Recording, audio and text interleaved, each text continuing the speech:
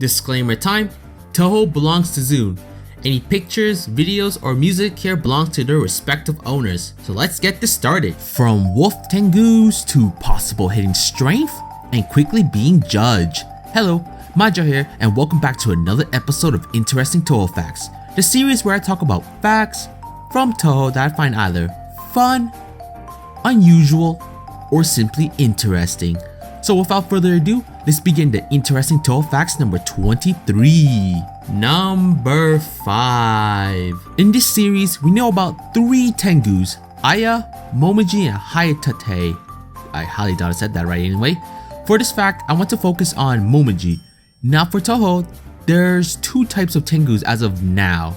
Who knows, Zune might add some more different types in the future, if there are any anyway. But yeah, the types of tengu are crow and wolf. Momiji is a wolf tengu, and I just assumed Momiji was based on a Japanese myth or whatnot, but it seems I was wrong about that. While the crow-like creatures that are tengus are based on Japanese folklore, the wolf tengu were based on a Chinese myth. The name tengu, which I probably said it wrong given my track record, is a legendary creature from China. When translated, it means heavenly dog. Given its dog-like feature, it's a good chance that Momiji was based on a tengu. Never hurts to have a wolf/dog tengu, I think anyway. Number 4. Sane is unique among the cast. To be fair, there's a bit of stuff about her that's unusual compared to them, but I digress. Anyway, I want to talk about her name, or the kanji part of it at least. The kanji you're seeing right now is different as they're both real names used in modern Japan, which makes sense since Sane was originally from the outside world. Another cool thing to note is that Sane's name is possibly derived from the real world person Sane Moria. This Sane is the 78th head of the Moria family, which claims descent from the god Moria. As you see it right now, Moria is an archaic pronunciation of Moria. This family were supposed to succeed one of the priests of the Sawa Grand Shrine, Jinjokan. I was definitely not prepared for Sane's kanji thing, especially when we learned that it was possibly based on a real person. Number 3. Speaking of tengu, let's switch to Aya. Now, a photograph journalist Aya may not look like it, but she's actually strong. She's strong enough that she would, believe it or not, accidentally win battles when her goal at the time was just to cover a new story. While it does make sense that you wouldn't want to go all out when recording a story, it's still impressive to see you win on an accident nonetheless. Another fact I want to mention that could coincide with this Timbut is that she doesn't like fighting much, nor does she show off her power a lot.